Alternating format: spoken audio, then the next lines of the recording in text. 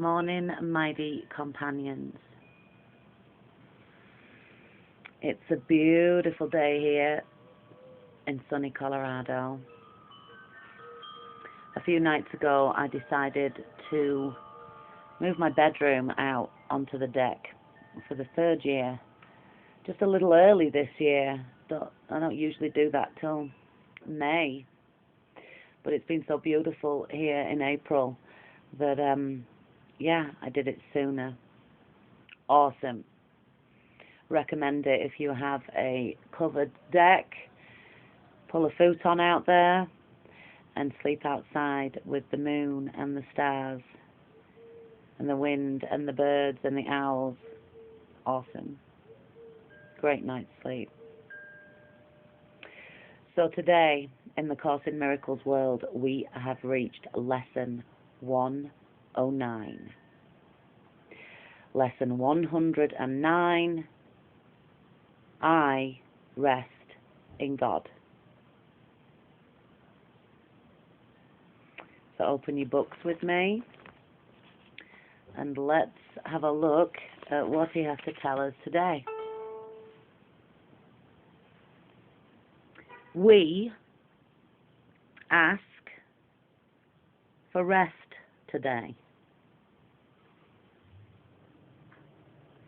and quietness unshaken by the world's appearances. We ask for peace and stillness in the midst of all the turmoil born of clashing dreams. We ask for safety and for happiness, although we seem to look on danger and on sorrow. And we have the thought that we'll answer our asking with what we request. I rest in God. This thought will bring to you the rest and quiet, peace and stillness and the safety and the happiness that you seek. I rest in God. This thought has power to wake the sleeping truth in you, whose vision sees beyond appearances to that same truth in everyone and everything there is. Here is the end of suffering for all the world and everyone who ever came, and yet will come to linger for a while. Here is the thought in which the Son of God is born again to recognize himself. I rest in God. Completely undismayed, this thought will carry you through storms and strife, past misery and pain, past loss and death, and onward to the certainty of God. There is no suffering it cannot heal. There is no problem that it cannot solve, and no appearance but will turn to truth before the eyes of you who rest in God. This is the day of peace. You rest in God. And while the world is torn by winds of hate, your rest remains completely undisturbed. Yours is the rest of truth. Appearances cannot intrude on you. You call to all to join you in your rest. And they will hear and come to you because you rest in God. They will not hear another voice than yours because you gave your voice to God. And now you rest in him and let him speak through you. In him you have no cares and no concerns, no burdens, no anxiety, no pain, no fear of future, and no past regrets. So in God, in Holy Spirit, in love, you have no cares, no concerns, no burdens, no anxiety, no pain, no fear of future, and no past regrets. That sounds good.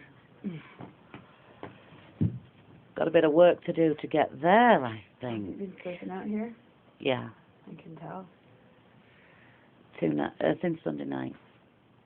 Sorry, we've just had Sister Jamie join us on the deck for coffee. Recording. I am, but we go raw here. We go raw. It's a good job you didn't say something else, because then I've had to redo it. So, where were we? No fear of future and no past regrets. Coffee's done, the cream is out. Oh, wow. So yeah, I was saying to get to the level where you have no cares, no concerns, no burdens, no anxiety, no pain, and no fear of future and no past regrets. That's a lot of mind reversal. We've got a lot of work to do on the mind to remove that ego, because the ego is the only thing that gives us cares, concerns, burdens, anxiety, pain, fear of the future, and past regrets. All ego realm. In timelessness you rest, while time goes by without its touch upon you, for your rest can never change in any way at all. I just need to read that again. In timelessness you rest, while time goes by without its touch upon you, for your rest can never change in any way at all. You rest today. And as you close your eyes, sink into stillness. Let these periods of rest and respite reassure your mind that all its frantic fantasies were but the dreams of fever that has passed away. Let it be still and thankfully accept its healing. No more fearful dreams will come now that you rest in God. Take time today to slip away from dreams and into peace. Each hour that you take your rest today, a tired mind is suddenly made glad. A bird with broken wings begins to sing.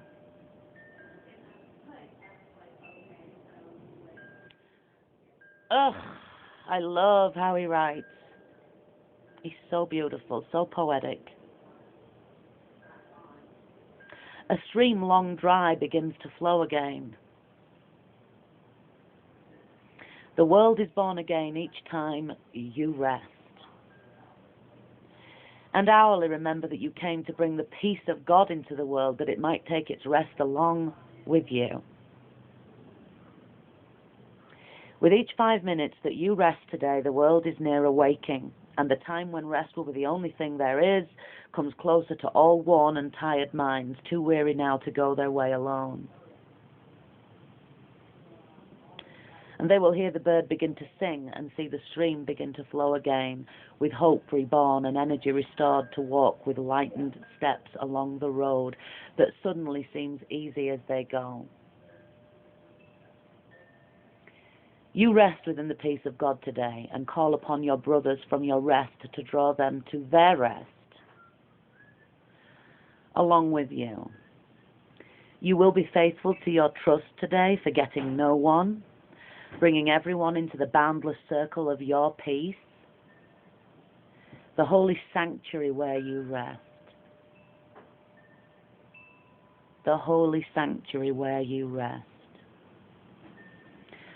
Open the temple doors and let them come from far across the world. And near as well, your distant brothers and your closest friends, bid them all enter here and rest with you. You rest within the peace of God today, quiet and unafraid. Each brother, each sister comes to take their rest and offer it to you. We rest together here, for thus our rest is made complete, and what we give today we have received already. Time is not the guardian of what we give today. We give to those unborn and those passed by, to every thought of God, and to the mind in which these thoughts were born and where they rest. And we remind them of their resting place each time we tell ourselves, I, Tamsin, rest in God. You, brothers and sisters, rest in God. That was a really beautiful lesson and made me tear up and cry a little bit. Very, very beautiful. I rest in God. So enjoy your rest today and your lesson, brothers and sisters, and I'll see you on the next one.